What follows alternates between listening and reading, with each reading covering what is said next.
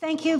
We're starting the second session, this afternoon session of the Working Internationally conference on working in a post-Brexit world. Now, our first speaker is Richard Evans, and there was a prequel to this conference.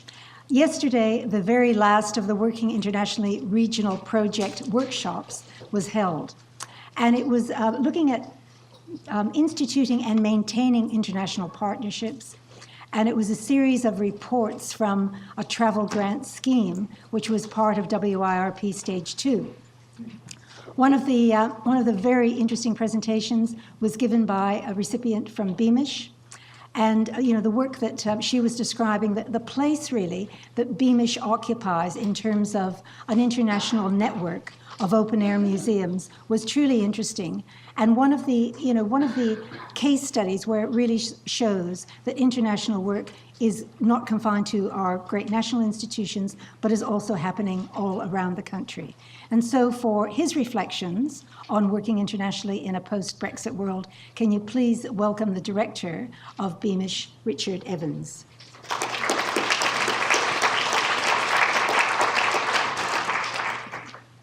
Getting some water.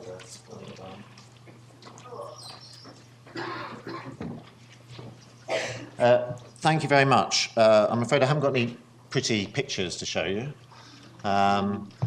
It feels a bit funny addressing the metropolitan elite about the future of museums in the post-Brexit world, but I'll try and temper my comments and hopefully not make too many jokes.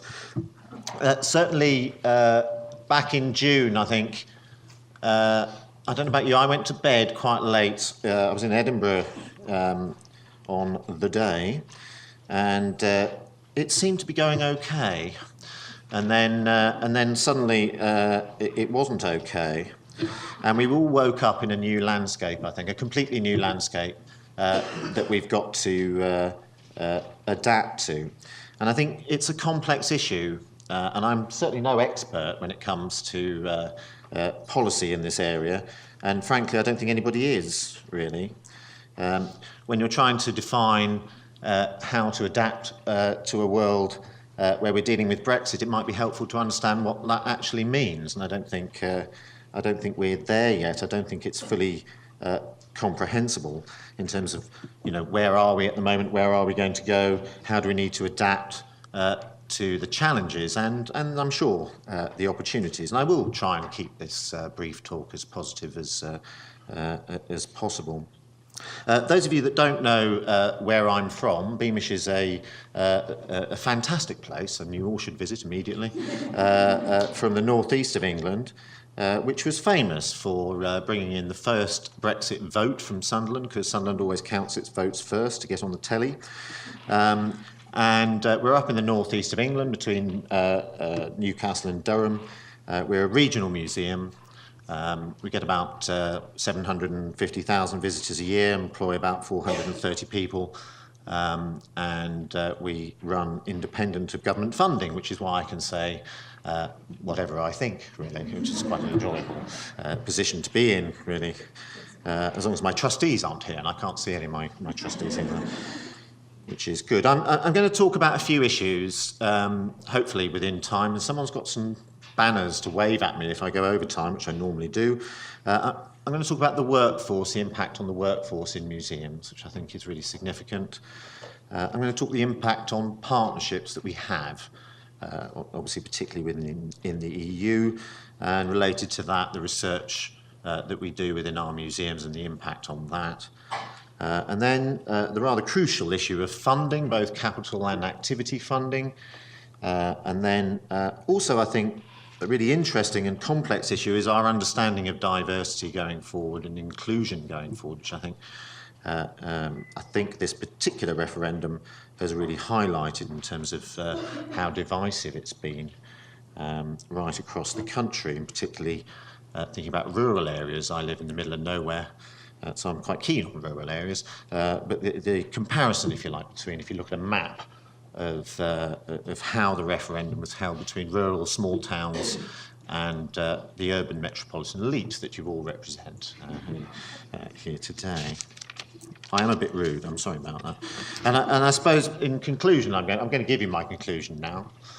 It's a sort of Blairite thing where you say it 3 times, and then, like Tinkerbell, you all believe it. And I think now is the time. I think here we go. Ready? Now is the time for us to make the case for the value of museums right across the country. I think it's really important, and the impact that we have. So to start off with, the workforce, and I think we all, I think, have to cope with a real shift in the sands that we stand on with regard to the workforce. I think I'm not that old, actually. I know I look quite old. I know I haven't had a haircut for several months, but the workforce that we have is quite fluid. I think the labour force that we're used to having, I think, has moved. The generation that's grown up quite used to moving around across the EU. And when there are skill gaps in terms of particular knowledge or expertise, a lot of museums right across the country, including my own, have employed people from across the world, and particularly within the EU. I just employed an Italian architect, for example, a trainee architect at my museum. I was quite glad that she was prepared to move to the northeast, which was great. And I do think that the uncertainty that we have, and obviously this is a very current subject, isn't it? That's been bashed about in the papers and on the radio in the last couple of days. The uncertainty of the position of EU citizens within the UK provides a real risk, I think, for us as museums. And are we moving from that sort of internationalist, fluid labour force to a much more protectionist position where we're being encouraged to think of our identity as somehow exclusive rather than inclusive? And I think that's a real challenge when you look at Mr. Trump and Le Pen and the vote that we had in the UK. It sounds terribly political. I don't know whether I really should have said that, but there we go. And I think the government is certainly focusing on growing our own. We're turning into vegetable patch growers, and I think that is an important opportunity, I think. And I think my own experience is actually a lot of the workforce in museums come from a particular class that I would count myself as one. A state school, grammar school boy, not from a rich background at all, but fortunate and slightly privileged, and I have a degree and an MA and all that sort of stuff. And I think the problem at the moment is actually that the system is not inclusive enough. We're not bringing in enough people from different walks of life into museums, and in many cases, a lot of people are spending a lot of money training themselves beyond the level that they actually need to, I think, and I think there is an issue there.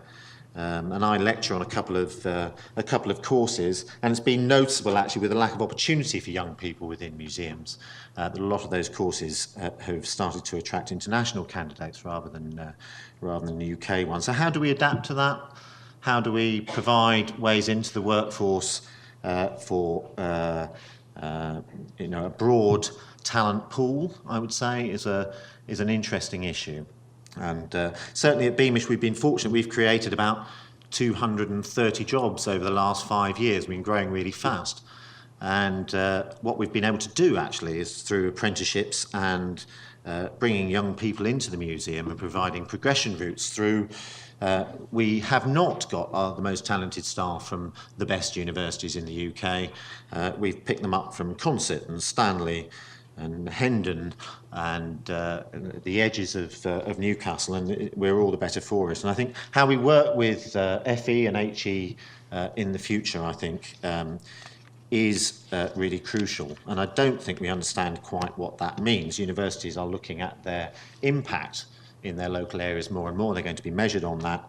But what that really means for museums, I think, is a real challenge and an opportunity. Secondly, the partnerships and research, and I think in the interest of brevity, because otherwise I'm going to go on for ages, I'm going to keep these two together. Many of us work closely with museums across the EU.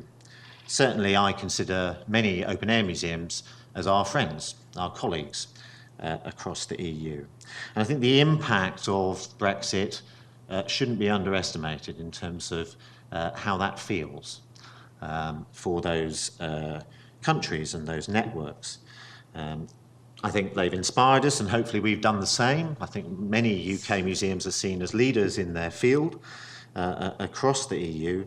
And, you know, it's had an impact on research, the partnerships that we have for research in terms of the programming that we have and the engagement that we have with our audiences, and all of that is very important. Myself, I'm on the board of the Association of European Open Air Museums, which is an organisation I don't suppose that many of you have heard about, but it reaches, particularly at the moment, it's active in the eastern edge of Europe, Estonia, Lithuania, Ukraine.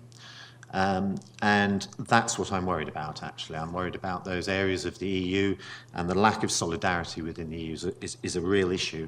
And the strength that partnerships can have for those countries is very significant, because we are talking about cultural identity and often, and we shouldn't underestimate how unstable. I remember a colleague of mine from Georgia when Russia was not quite invading, but putting a certain amount of pressure on Georgia.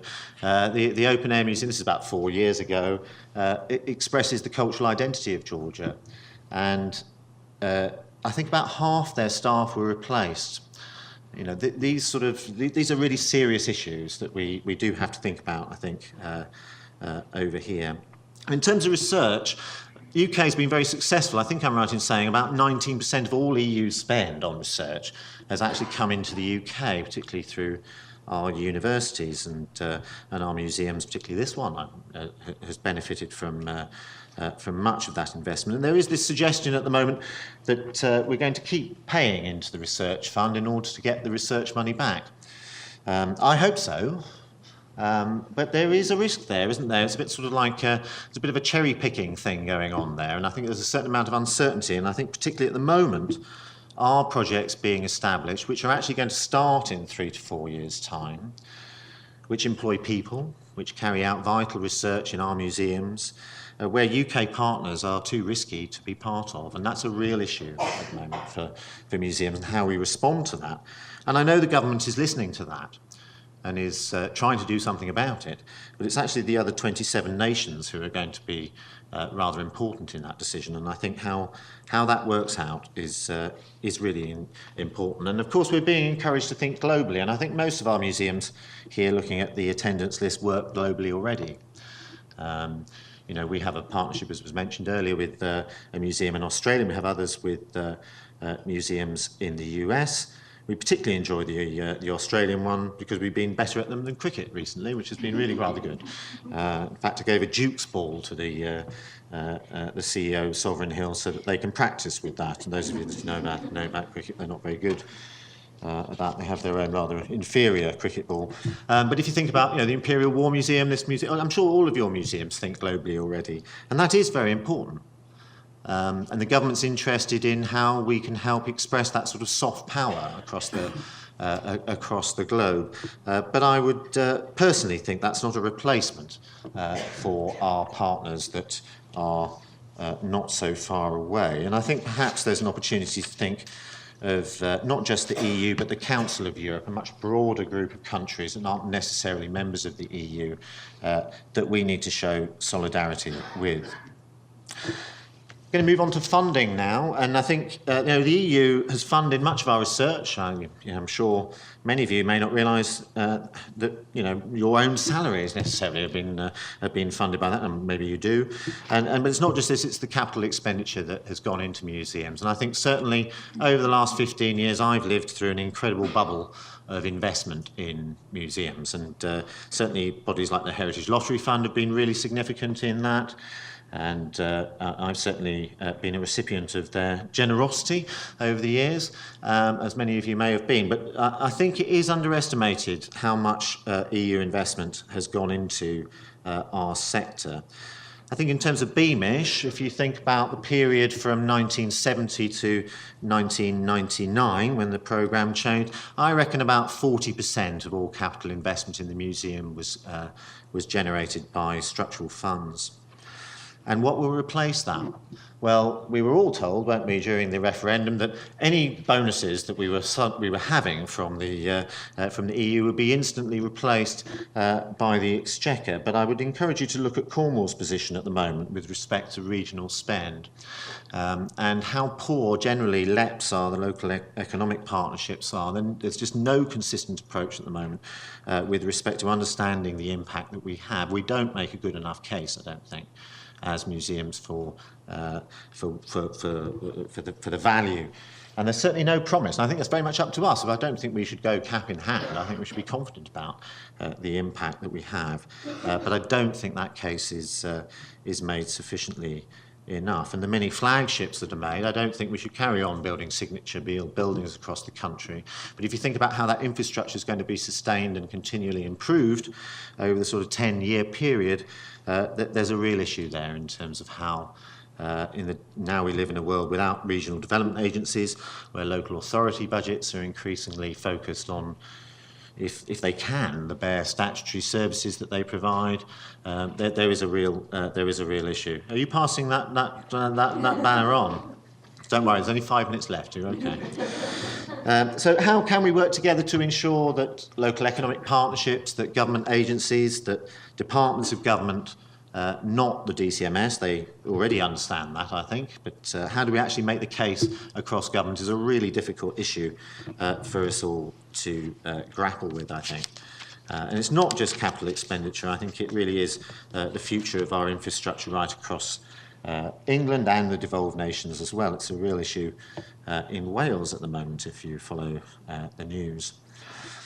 And then I'm going to move on now to inclusion and diversity, and I think this is a really interesting and difficult issue, I think. Often I think the impact of Brexit is is reported in a too simplistic way. As if poor people suddenly got fed up with the EU and rich people quite liked it. I don't think that's actually true. If you actually look at the map of voting, it wasn't quite as simplistic as that. I think there are issues, as I mentioned earlier, between areas outside metropolitan centres, cities, large city centres, and rural and small towns and smaller cities. I think there are issues about the divisive nature of governing through referendums and how that feels for the losers of such a debate. And I do think certainly there is a feeling of in certain communities of being left behind, of not being reached, of not seeing the benefit of investment. And I think that's a really interesting issue to think about in terms of our approach to diversity. And I don't mean we should abandon a focus on ethnicity or sexuality, but I do think it means we need to start thinking about social economic issues alongside those. Particularly I think, there are issues, if I go back to Sunderland and the vote there, there's about 3% black and minority ethnic population in Sunderland. I think the EU got a big kicking, clearly, for things that actually it had no competency on, like housing or immigration from outside the EU. As I say, it was only 3%.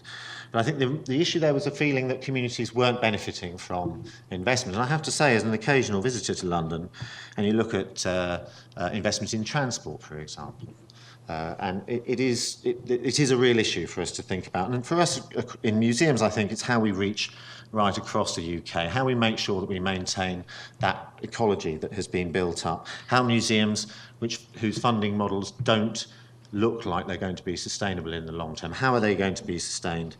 And I think it is an issue about being relevant and attractive to audiences from all walks of life. And I think we're currently doing some research at the Association of Independent Museums alongside other agencies.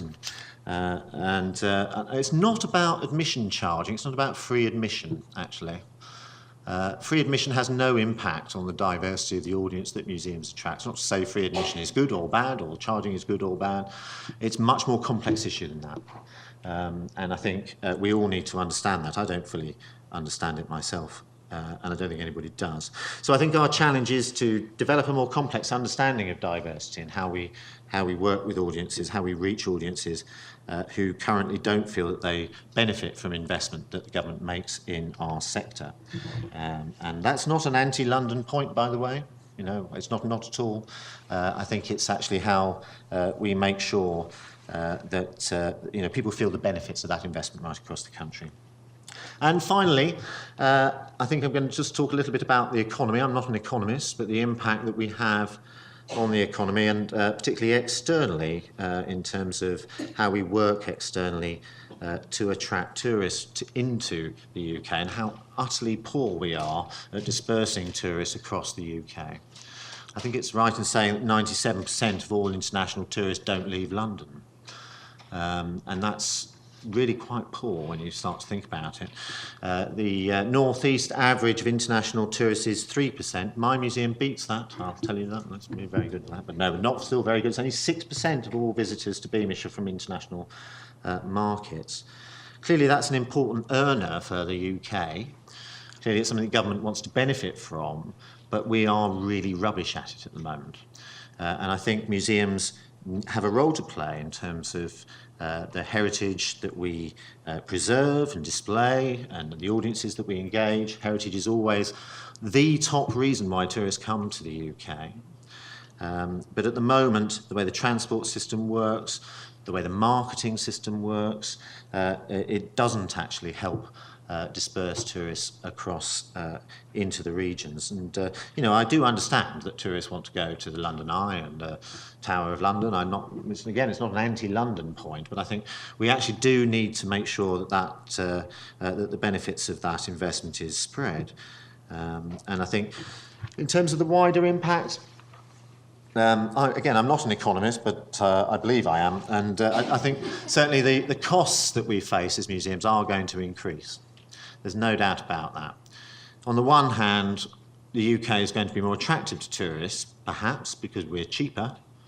It's not necessarily a good thing when you start to think about that in the longer term. But the fall of the pound has clearly made holidays to the UK more attractive in financial terms. And there's conflicting evidence, actually, about whether the UK has become more attractive. Some surveys I noticed from the DCMS said that was a good thing, but I think there's one from the British Council which says that people are less likely to travel as a result of it. So there's conflicting evidence in that area. But I think for our organisations, we should expect input costs to increase from our imports, for pressure on wages to come through the organisations as a result of the need for us all to earn more, to pay for things that are going to be more expensive. And, I think when I hear people saying it's been marvellous and we're still growing at the rate of Alaska or something, I am reminded that I don't think we've actually left yet. So I think we've got a little way to go to understand what that actually looks like. And I think the opportunity for us, I'm going to end with a positive note now. I've been pretty gloomy, haven't I, really? I'm sorry about that. I think when we're looking at the opportunity, I think we've just got to get on with it, really. I think there's no point moaning about it, really. I think we've just got to get on with it.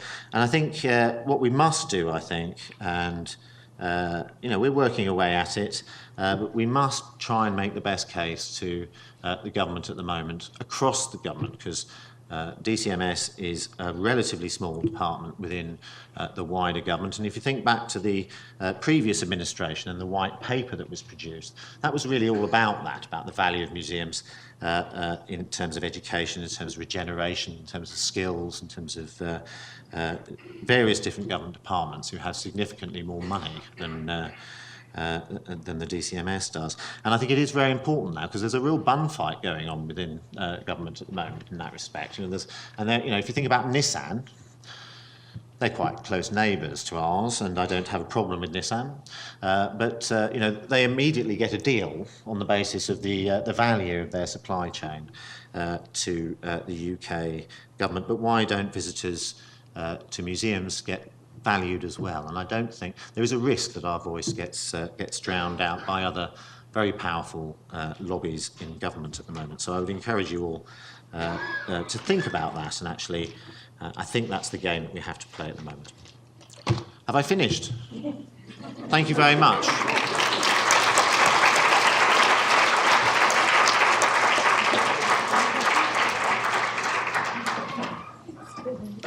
Thank you. Any questions to Richard, please? We've got time for 2 or 3 quick questions. Yes. You mentioned lobbying.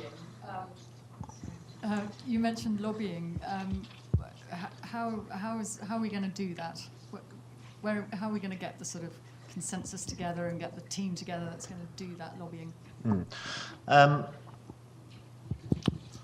I think it needs to happen at a local and a national level. I don't think it's just about and I don't see it as a sort of, we all wear the same badge, you know, that museums are terribly important. I think as a sector, we tend to be very good at persuading each other how valuable we are, rather than looking externally. And it's quite easy to, you know, I think you're great, you think I'm great, and we'll send each other newsletters about that. But I don't think we're necessarily that effective in terms of advocacy. I do think, in terms of DCMS, they are looking at that issue, and there have been a number of round tables about the impact of Brexit. And I think that has been useful. I think it'd be interesting to see how effective that actually ends up being. I think it's a sort of it needs to happen everywhere, really. At a local level, there's a need, I think, for us to form partnerships between museums, to talk to local authorities across boundaries, because I think local authority boundaries are probably going to change as local authorities become much bigger and covering a bigger area. That's personal view. I think that's so we need to start thinking about that.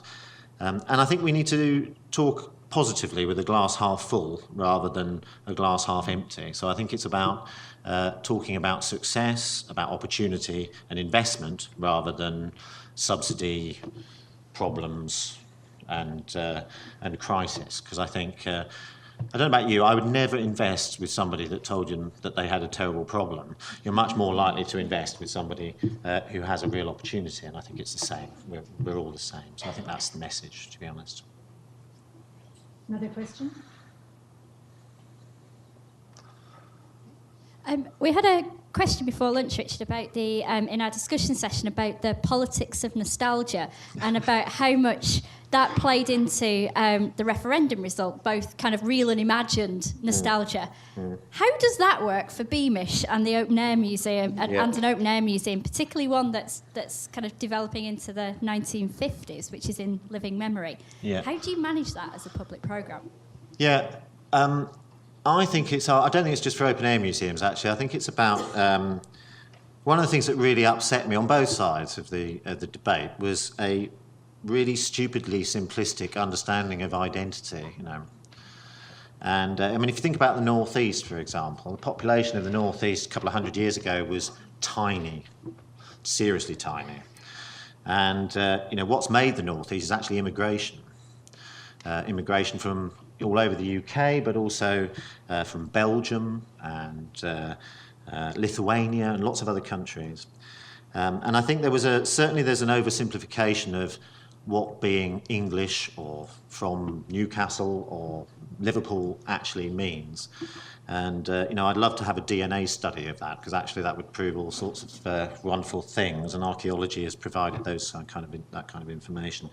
I mean, I think our job is to poke at those simplistic identities. And you're right to say that I think we trade at Beamish on people looking back with a certain amount of nostalgia. I think our job is to actually show that it wasn't, I mean, yes, there were some good things, but there were also some really grim things. I mean, certainly most miners' sons were encouraged not to go down the mine like the good old days. Many families of coal miners don't visit our drift mine because it's quite traumatic for them.